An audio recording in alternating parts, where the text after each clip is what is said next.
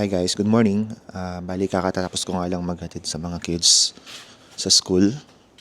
So, yan. So, bali everyday kasi hinahatid ko sila kapag hindi naka-work from home si Mama G. Ako yung naghahatid sa school. So, ito. Rating ko lang. So, bali meron palang hindi inaasahang pangyayari na nangyari sa work ko nung mga nakarang linggo. So, ito yan. Nadali yung rear window. Yan. Sa likod. Nabasag to na at sagasaan kasi ng forklift na may tangke. So, yan yung nangyari, nabasag siya. Tapos yan pati yung tail light ko sa likod nabasag din. Yan, tapos ito may UP. Dumi pa sa sakyan. Hindi ko nililinis yan. Pati yung may nagkaroon din ng scratches. Tapos itong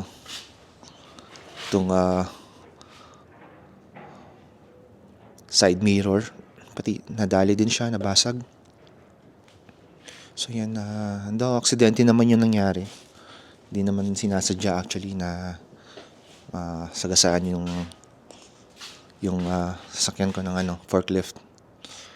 Pero ganoon talaga, wala tayong magagawa. So bali ganito kayo nangyari guys. Siguro mga around 10 PM ata yun. Nung naghihila ng tangke yung kasama ko sa work. So bali nasagasaan niya ng forklift yung sasakyan ko.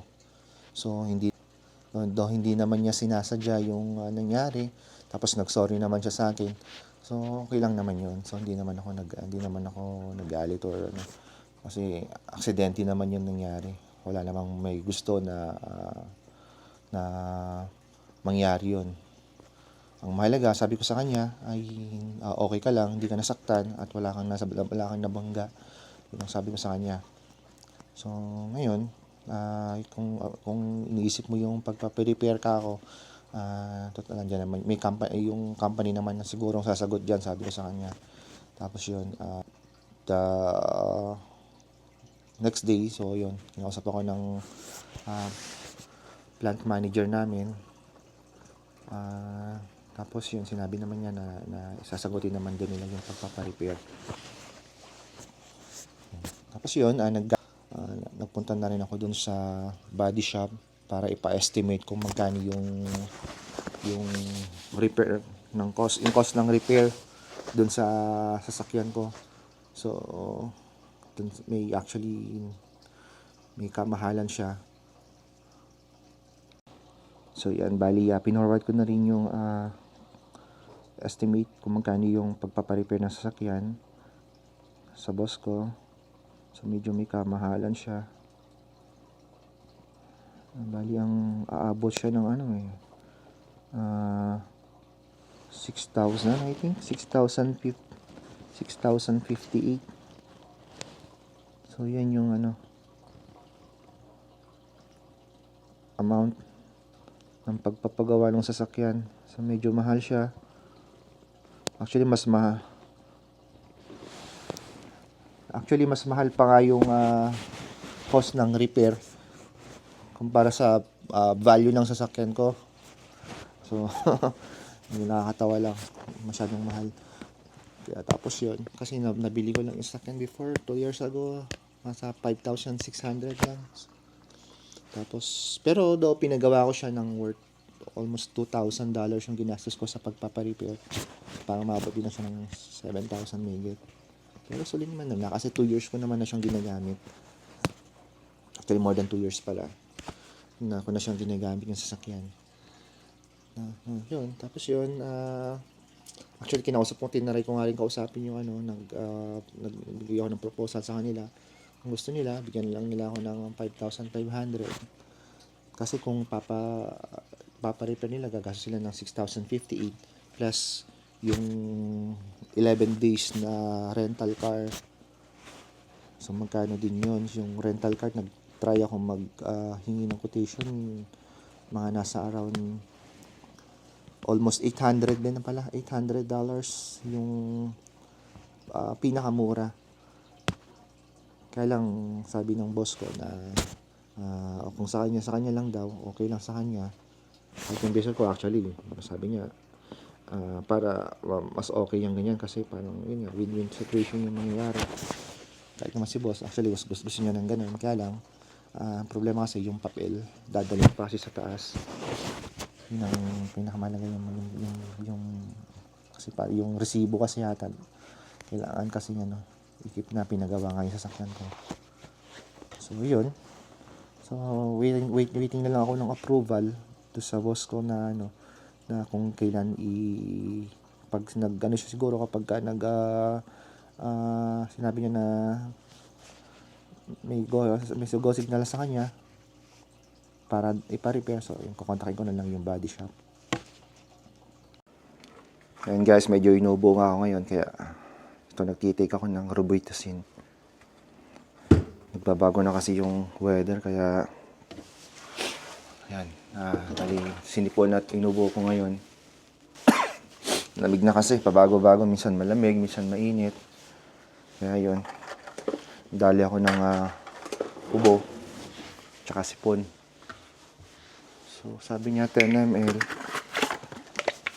So take lang ako ng every 6 hours sabi niya.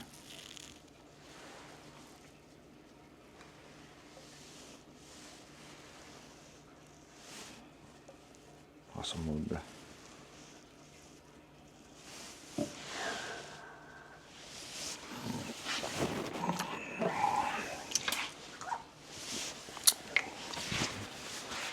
Hanggang ngayon guys, nakasuot pa rin ako ng jacket. Yan. So, bali gamit ko ito nung nasa McDonald's pa ako. Medyo malamig kasi sa loob ng bahay. So, hindi pa rin kasi kami nagpapatay ng aircon dahil nga minsan sa gabi mainit, minsan may time na lalo sa tanghali mainit. Kaya hanggang ngayon hindi pa rin pinapatay yung aircon. Kaya lang, sa umaga minsan sobrang lamig naman. Kaya yun siguro, kaya din dito ko rin siguro nakuha yung ubot tsaka yung sipon ko. So yan nga pala, bali kagabi guys, yan. Inayos ko yung mga ibang gamit ko. Binaba ko ito. So, yan. So, plano ko kasing ibenta sa marketplace. So, yan. So, bali ito yung may gaming chair dito na Secret Lab. Yan. So, bali good condition siya actually. So, yan guys. So, bali ito yung Secret Lab. Yan. Na gaming chair. So, bali special edition to. Special edition siya. Game of Thrones. Yan. So, bali ito. Ibibenta ko na sa marketplace. So, ipopost ko siya mamaya. Yan. So, good ko. Bali, actually, napakaganda niyang upuan. Talagang, kung gamer ka, mahilig ka sa mga computer. So, well, ang kagandahan dito sa gaming chair nito ay naka-design siya para sa long hours ng gaming or work. May tamang lumbar support siya or adjustable features na nakaka-prevent ng back pain. Ayan. Tapos, ito nga bali yung meron siyang lumbar. So, kung bibilin mo yan separately, hindi siya actually kasama. So, i-order mo siya hiwalay. So, pag yan, orderin mo nasa $99. Yan. Tapos yun, matibay ang frame. Kasi nga, steel siya. High density foam at quality upholstery din. Yan, leather siya bali. Kaya tumatagal ng taon kahit na heavy use siya. Tapos, adjustable armrest din siya. Reclining backrest. At pwede mo iset, depende sa style ng upo mo. Yan. Tapos, kaya lang, medyo pricey lang siya. Kasi kung bibilin mo siya, including yung tax and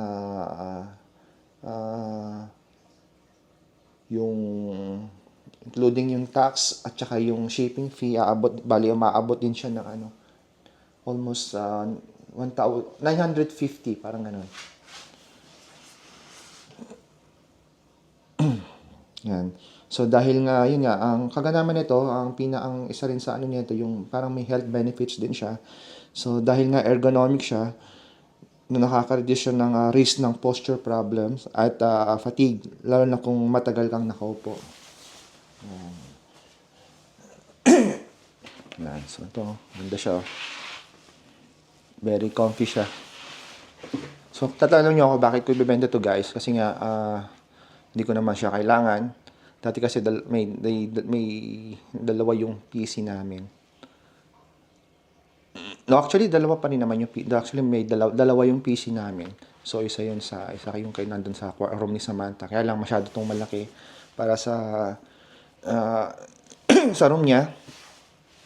Doon ganun din sa room ko naman, meron naman akong isa pang gaming chair doon, yung Razer.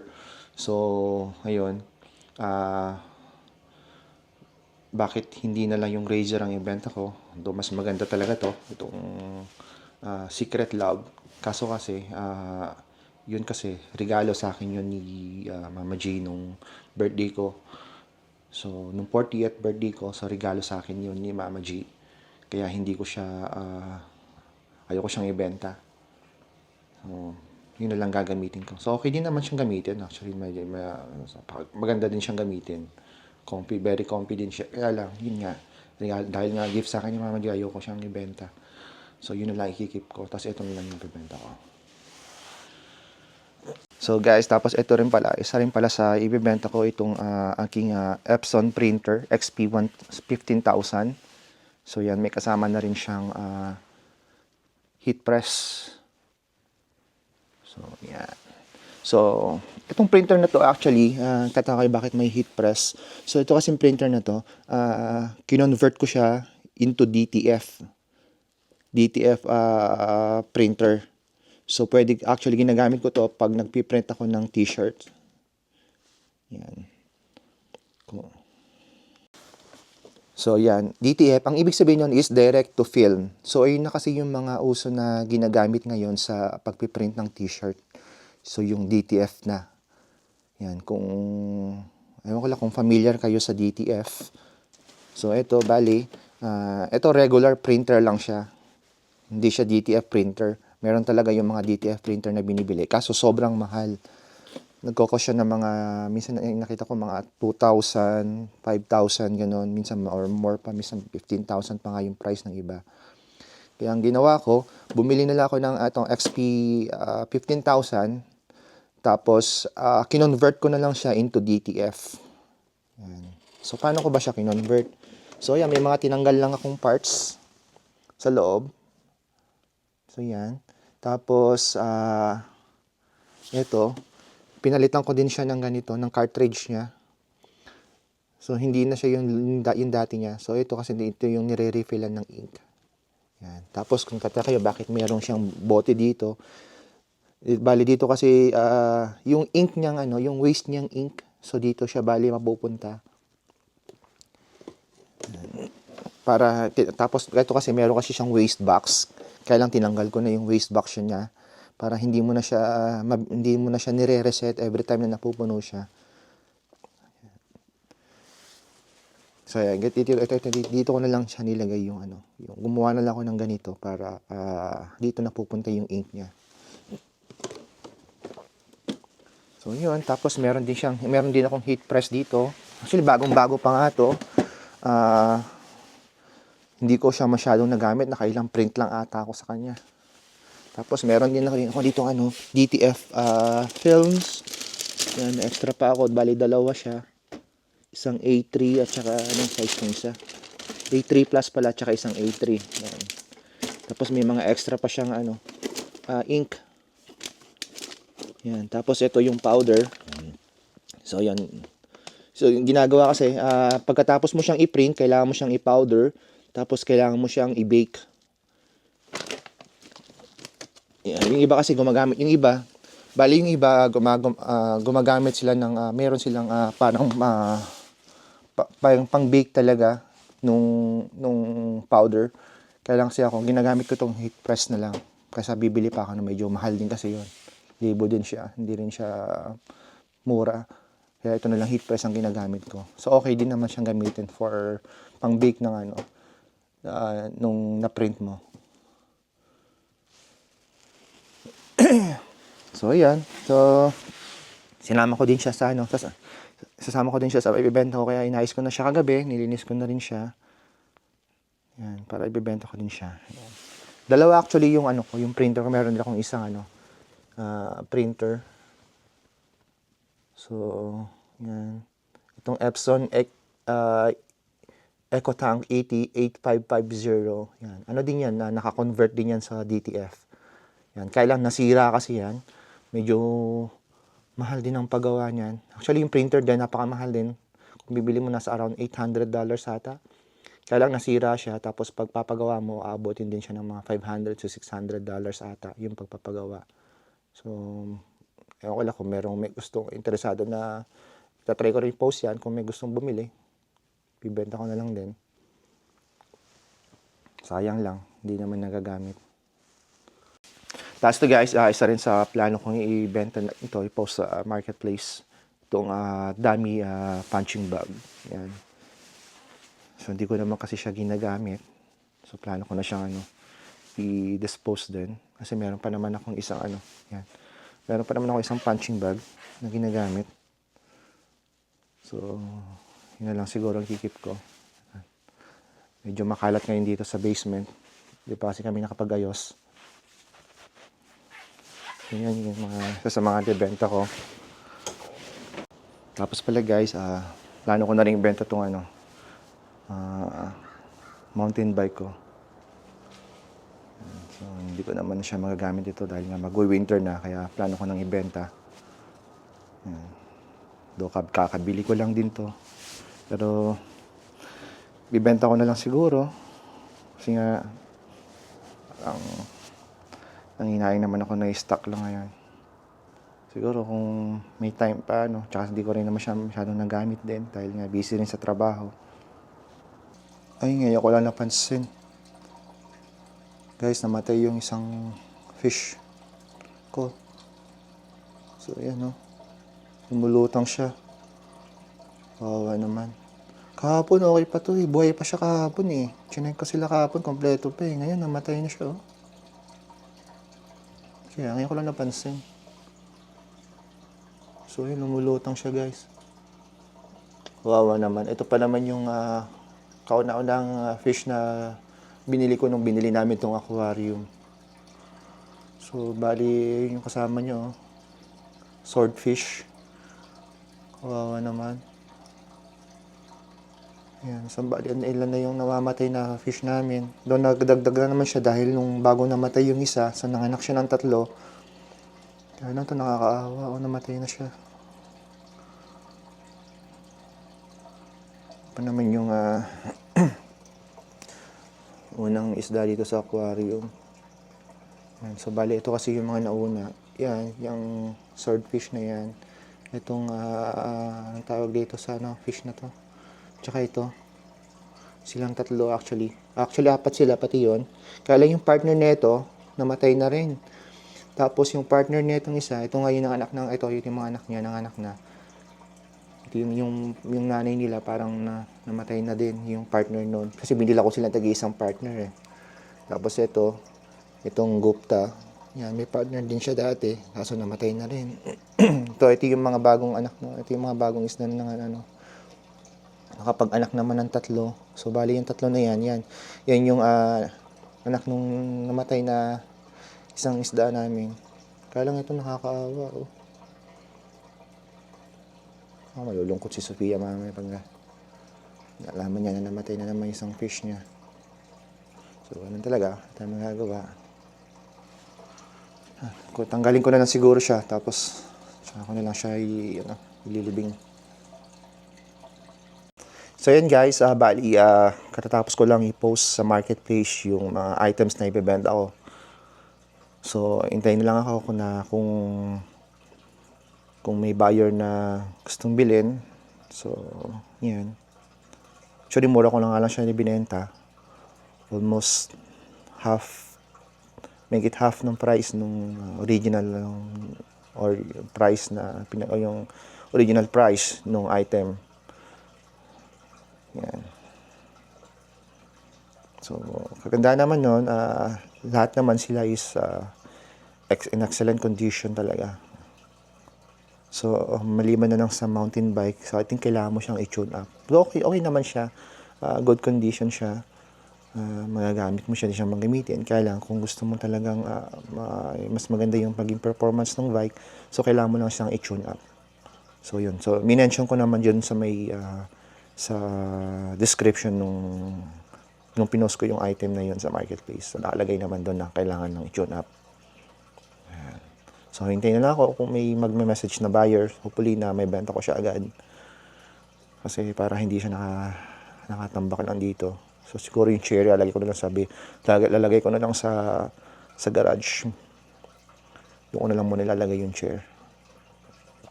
So, yun. So, papahinga muna ako ngayon siguro. Matutulog muna ako konti. Kasi mamaya, gising ako. Luluto ng lunch. Then, I'll pick up this mga kids.